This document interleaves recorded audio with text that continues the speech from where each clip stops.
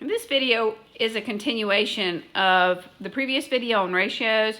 In that video, we just talked about how to set a ratio up.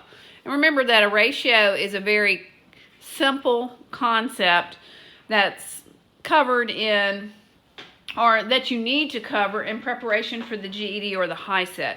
It's one of the most basic concepts actually that we will cover in our preparation for that. So in this video, we're just going to do a few problems together, and I'm just going to follow from the GED test prep book, the Kaplan book, which has some good information in it, good practice problems on it, and we're going to be on the ratio and proportion page. And if you don't have one of these books, a lot of libraries actually have them. You can check them out. You can buy them online. You can buy them at the bookstore, Books A Million, or whatever has these books. You might, if you're a part of a program, you might check it out from your program. But we're going to just do a few together so that you can get an idea of how to do the set some of these problems up. Now remember, our steps, and we're going to follow these steps exactly. We are going to read the problem. Even though it's labeled ratio and proportion, so you already know what's coming. But remember, on the test, they're not going to have that. They're not going to tell you, oh, here's a ratio problem, go set it up. They're just going to mix up all the different types of problems, and you're going to have to figure that out.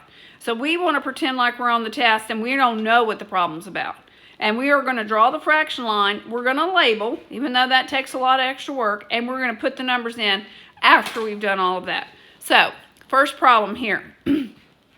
Stan made 24 sales in 6 hours. What is the ratio? So immediately I see the word ratio. I know that I'm going to draw a fraction line of sales to hours. So I'm just going to write S and H. You can, or HR. You can label it however you want to label it. This labeling is for you to make sure your numbers get in the right spot.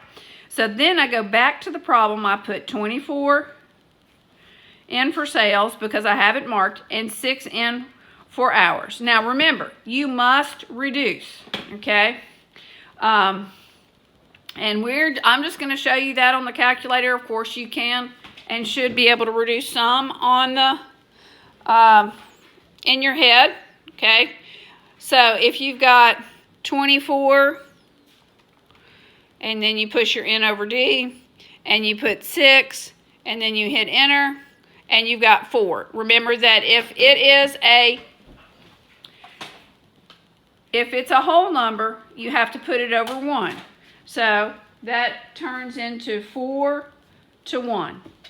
And it says write each as a fraction in its lowest terms. So that's our answer, 4 to 1. And we don't read it 4 over 1. We read it 4 to 1. You've heard this in sports and lots of stuff. We use ratios.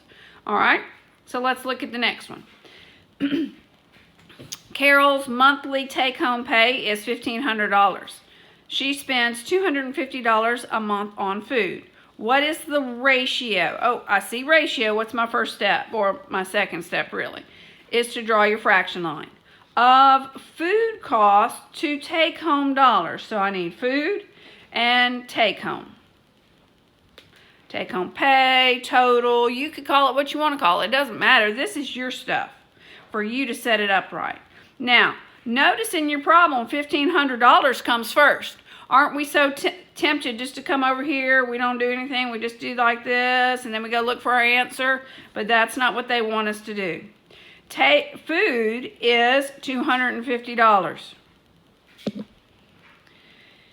Take-home pay is $1,500.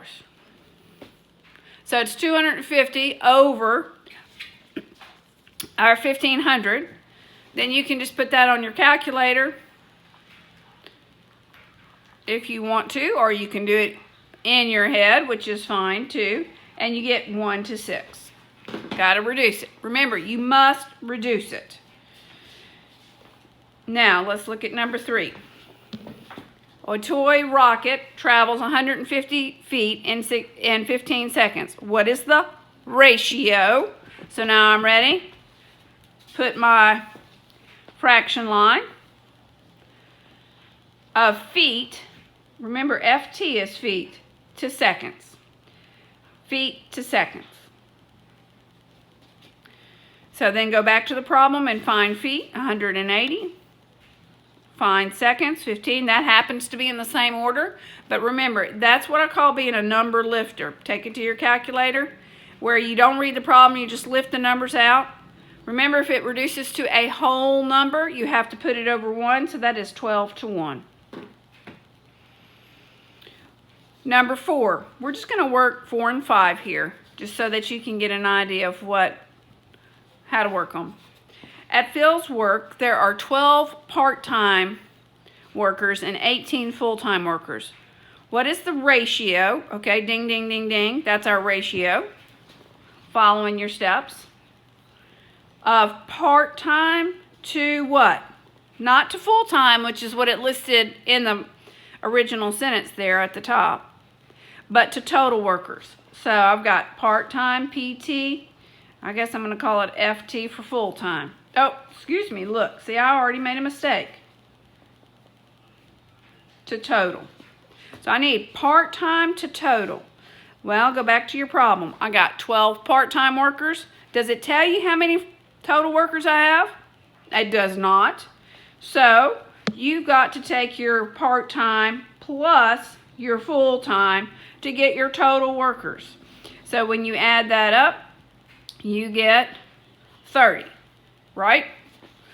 Add it up, make sure I don't make a mistake. Now, you've got to take your ratio and come over here and do your reducing. So you've got 12 over 30. That reduces to 2 over 5. And so what is your answer? 2 to 5. So you had to get 12 and 18 added together to get to your total. All right. Last one we're going to do together. Juanita. Juanita drove 336 miles on 14 gallons of gasoline. What is the ratio of miles to gallons? So we talk about miles and gallons quite a bit in our daily conversation. It says ratio, so we draw our line.